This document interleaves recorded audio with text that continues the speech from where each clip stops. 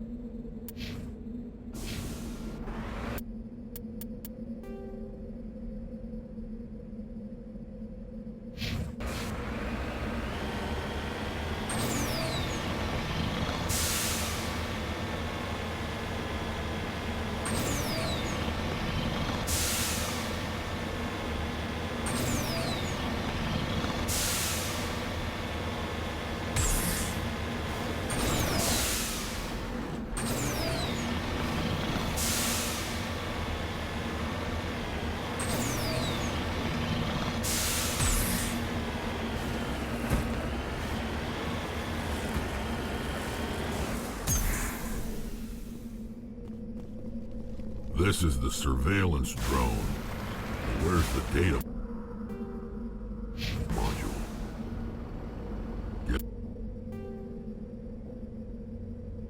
Guess we're doing this the hard way.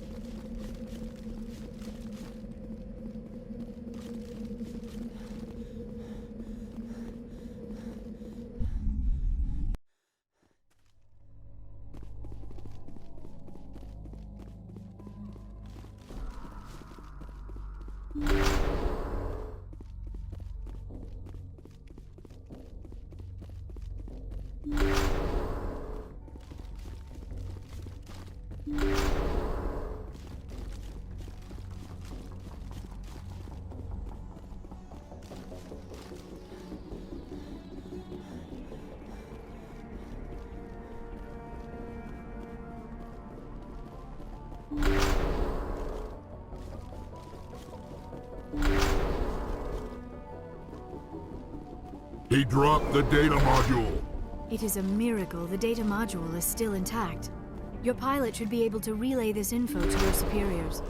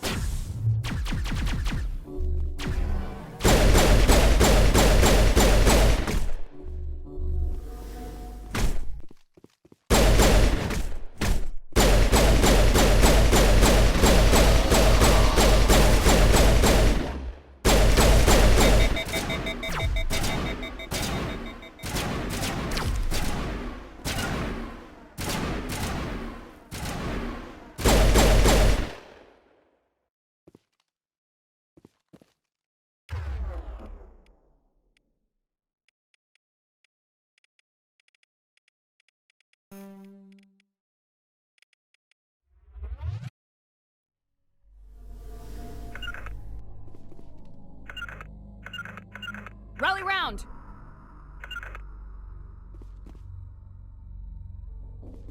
I'm a little busy here.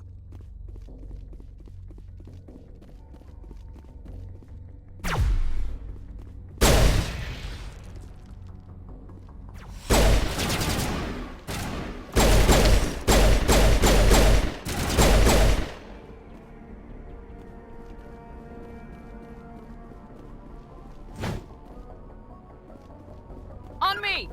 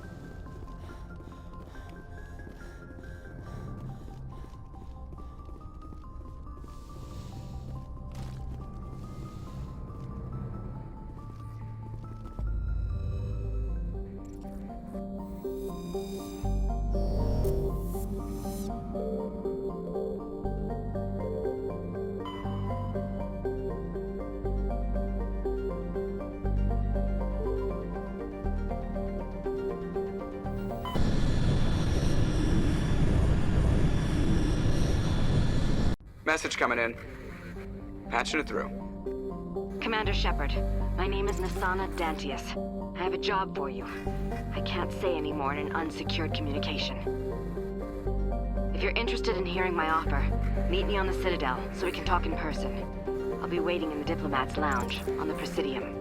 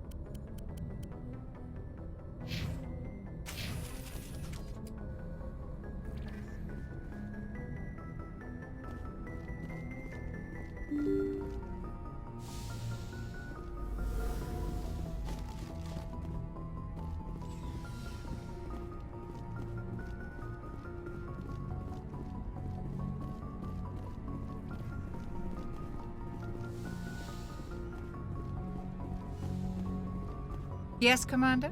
Is there something you need? I should go. Goodbye, Commander.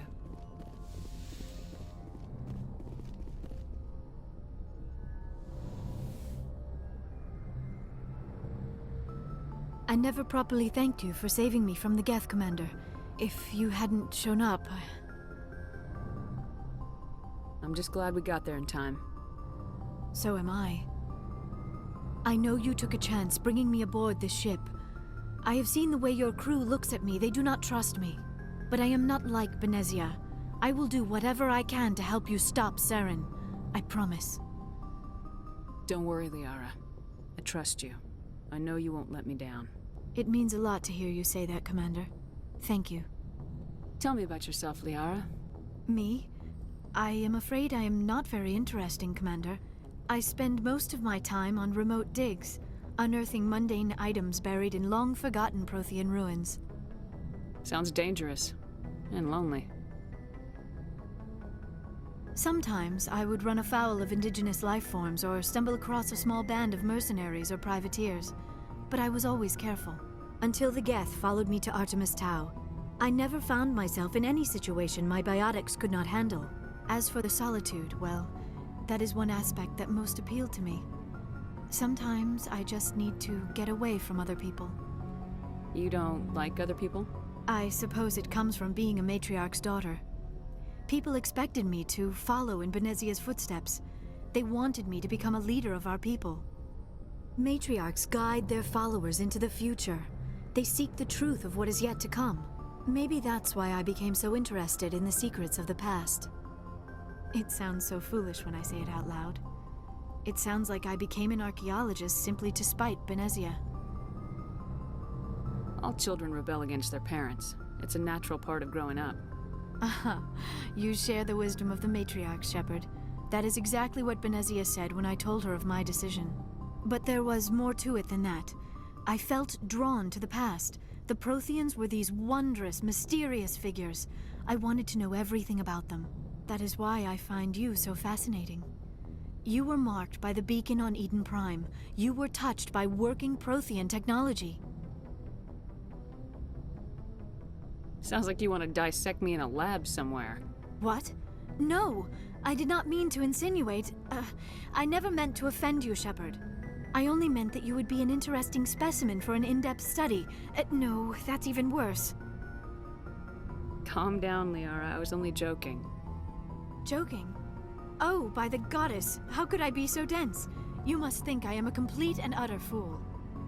Now you know why I prefer to spend my time in the field with data disks and computers. I always seem to say something embarrassing around other people. Please, just pretend this conversation never happened. I'd like to know more about the Asari. We were the first species to discover the Citadel. We were instrumental in forming the Council, and we always strive to be the voice of peaceful cooperation in galactic disputes. My people believe we are all part of a single galactic community. Each species contributes something to the greater whole. Although we seek to understand other species, it seems few of them seek to understand us. The galaxy is filled with rumors and misinformation about my people. Like what? Most of the inaccuracies are centered around our mating rituals. My species is monogendered. Male and female have no real meaning for us. We still require a partner to reproduce. This second parent, however, may be of any species and any gender. I don't understand. Your species can mate with anyone? Mating is not quite the proper term, not as you understand it. Physical contact may or may not be involved, but it is not an essential element of the union. The true connection is mental. Our physiology allows us to meld with other beings. We can touch the very depths of their minds. We explore the genetic memory of their species. We share the most basic elements of their individual and racial identities. We then pass these traits on to our daughters. It is how we learn to grow as a species and how we develop a greater understanding of other races. What happens to your partner after the union? Every relationship is different. Some unions are a single encounter with both parents parting ways afterwards. Others can be more long-term. Sometimes an Asari and her partner will stay together for many decades. Do you know who Matriarch Benezia chose as her partner? She rarely spoke of her partner. Though I know my father, if you want to use that term, was another Asari. I thought you always needed another species to serve as one of the parents. Think about it, Shepard. If we were not able to mate with our own species, we would have died out long before we ever mastered spaceflight and left our homeworld. Union with our own kind is no longer common, not for the purposes of reproduction. Most Asari believe it weakens our species. Asari daughters inherit racial traits from the father species. If both parents are Asari, then nothing has been gained, or so conventional wisdom would hold. I am what is sometimes called a pureblood. Though no Asari would ever be cruel enough to say the word to my face, it is a great insult among my people. It is possible Benezia's partner was embarrassed by their union. She may have been too ashamed to publicly acknowledge me as her offspring. How could anyone abandon their own child? I cannot answer that. This is all speculation on my part. It is possible she wanted to be part of my life, but something happened to her before she had the chance. Benezia never spoke of her partner. Whatever happened, it caused her too much pain to dwell on it. She raised me by herself, though that is not uncommon. Many Asari raise their children alone, particularly if the father species is short-lived. Often the partner will pass on long before the child reaches maturity. You Asari live for 1,000 years. What happens when your partner dies? Few sapient species live as long as my kind. We have learned to take a philosophical approach to our unions. We do not focus on the inevitable loss of our partners. Instead, we enjoy the time we spend with them. And even after they're gone, a part of them lives on in us. The union is a connection that transcends both time and space. Do you know why Benezia joined up with Saren? I don't understand it. She was always outspoken about the need for the Asari to become more involved in shaping galactic events. Maybe she thought allying herself with Saren would somehow be for the greater good in the long run. At least I hope so. This hurts you, doesn't it?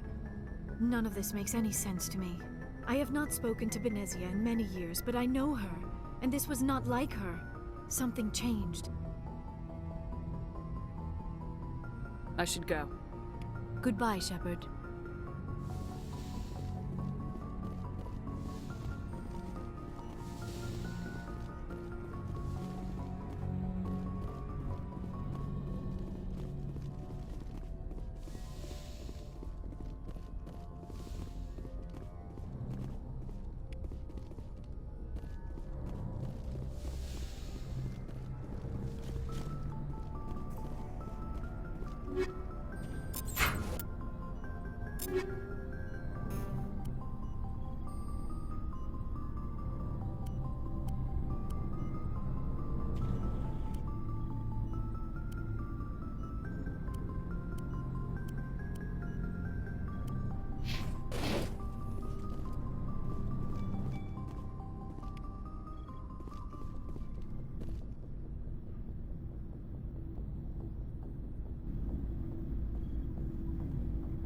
Commander, do you have a minute?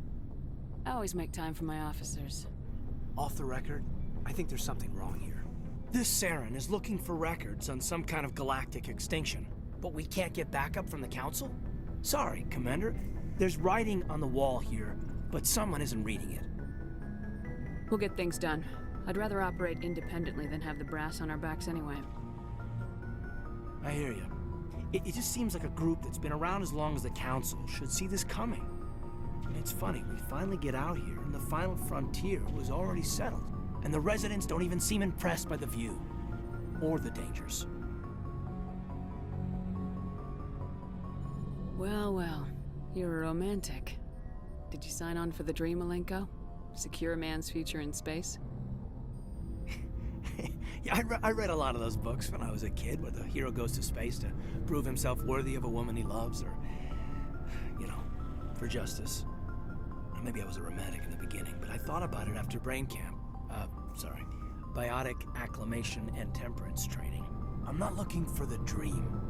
I just want to do some good. See what's out here. Sorry if I got too informal. Protocol wasn't a big focus back in Bot. Tell me about it. Biotic acclimation and temperance didn't last past the airlock. To the kids they hauled in, it was brain camp. Sorry, hauled in is unkind. We were encouraged to commit to an evaluation of our abilities so an understanding of biotics could be compiled. There are worse results of accidental exposure to element 0 in the womb. Beats the brain tumors some kids grew up with.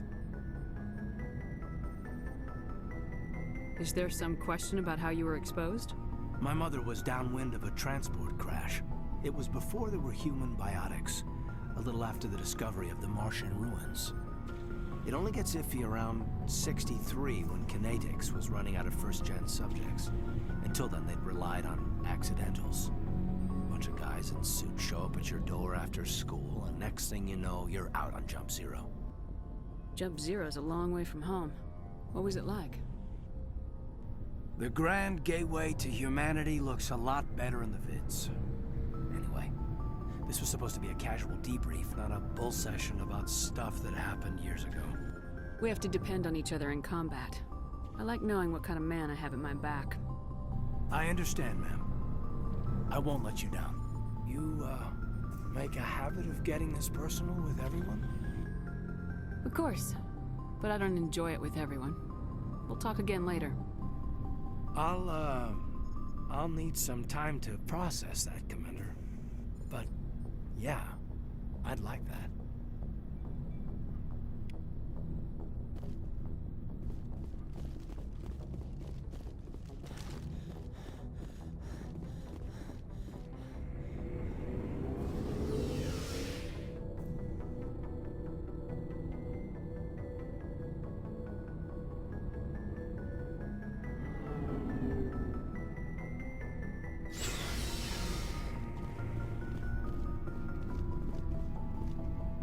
Shepard, what can I do for you? What's your story, Rex? There's no story.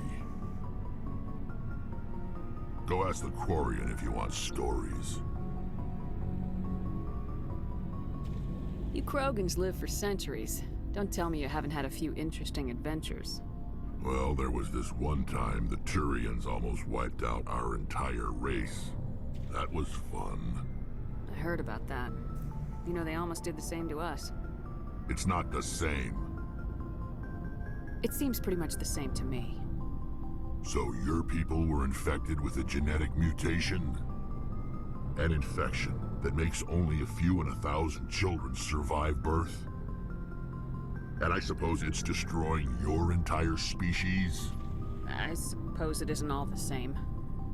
I don't expect you to understand, but don't compare humanity's fate with the Krogan.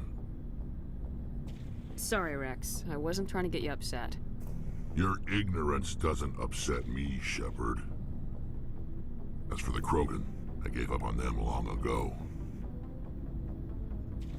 The genophage infected us, but it's not what's killing us. So long, Rex. Shepard. Commander? What's your opinion of the last mission? Not sure I buy Dr. Tassoni's story about her and her mom not talking. They're family, right? I think she's being straight with us. Or at least I don't think she lies very often. Yeah, she's probably really bad at it. Hey, want me to ask her about her sex life? Might be illuminating. I don't think she's used to teasing, good-natured or otherwise. No fun, Commander. Too bad those ruins got destroyed. I mean, they lasted thousands of years. That's impressive. Dismissed, Chief. Ma'am.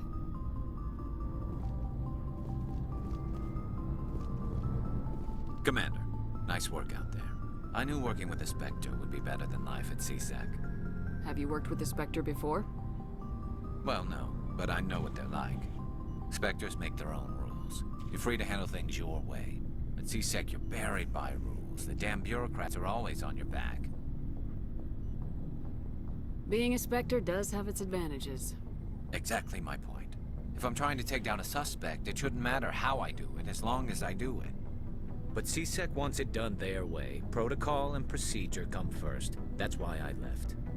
So you just quit because you didn't like the way they do things? There's more to it than that.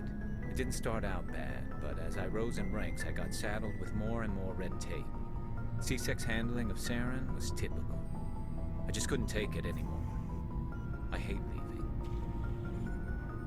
I hope you made the right choice. I'd hate for you to regret it later. Well, that's sort of why I teamed up with you. It's a chance for me to get off the Citadel, see how things are done outside CSEC. Either way, I plan to make the most of this. And without CSEC headquarters looking over my shoulder, well, maybe I can get the job done my way for a change. As long as you do your job well, you're free to go about your business as you see fit. Thank you, Commander. Hey, Commander. Looking for some extra supplies before you head out? What have you got? Whatever you want. Armor, weapons, mods. It's not standard Alliance issue, but that's not necessarily a bad thing. Well, as long as you don't mind paying for it. Why should I pay you for my weapons and armor? My stuff doesn't come from the Alliance. I have to purchase it myself, and it's not cheap. Hell, the licenses alone have set me back more than I'd like. But no licenses, no goods. Without the goods, I'm out of a job. Let's see what you got. You bet, Commander.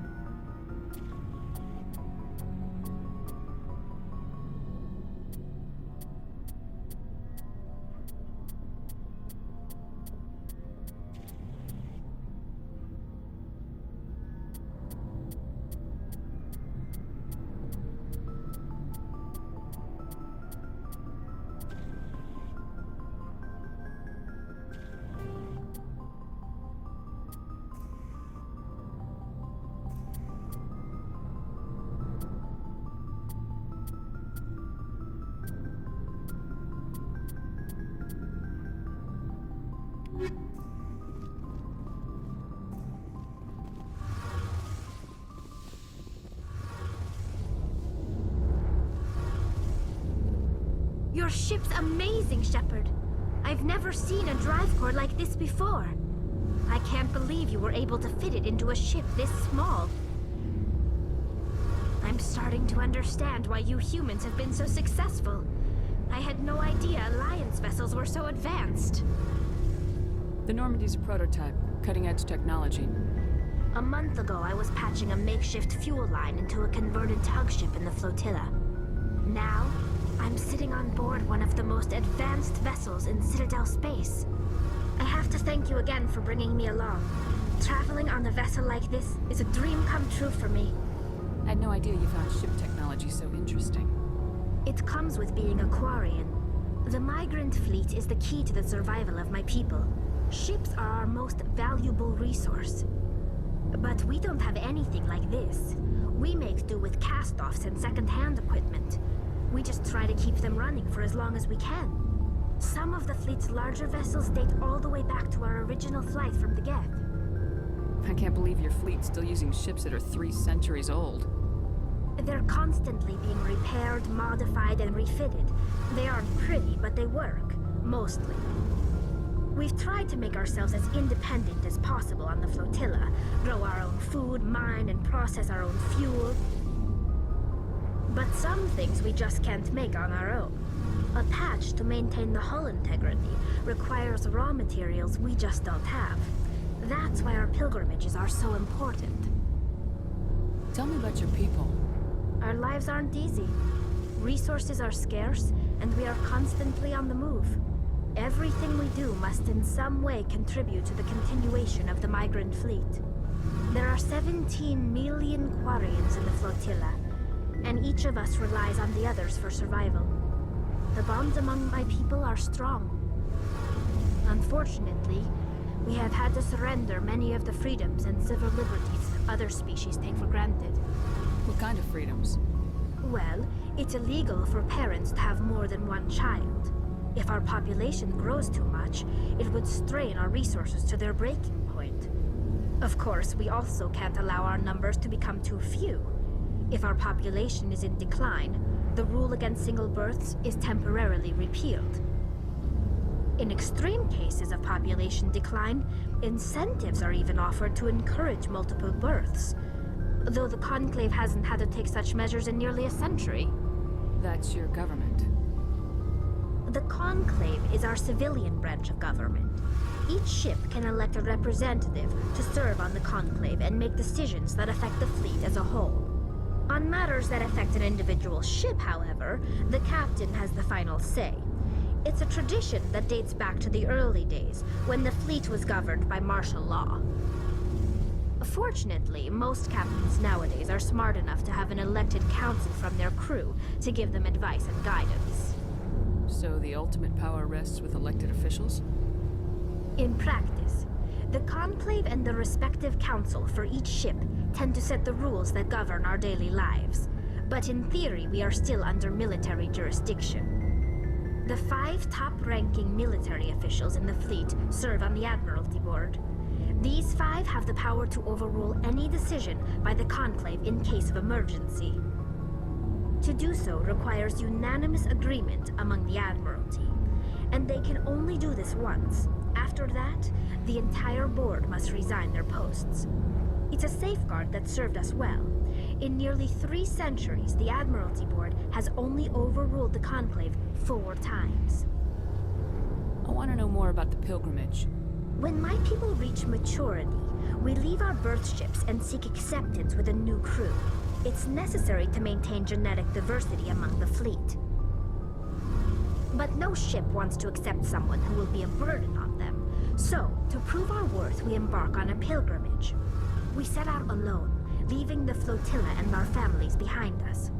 We only return once we have found something of value we can bring back to the fleet. This is presented as a gift to the captain of the respective ship we wish to join. If the gift is accepted, we are welcomed into the crew. Can a captain choose to reject the gift? That doesn't happen often. Most captains are eager to increase the size of their crew. It increases their own standing in our society. Even when a gift is not particularly valuable, the captain usually accepts it out of a sense of tradition. However, there is a stigma to presenting a substandard gift. It's not the best way to make a good impression on a new community. Most pilgrims don't return until they find something worthwhile. I want to talk about something else. Like what? I should go. See you later.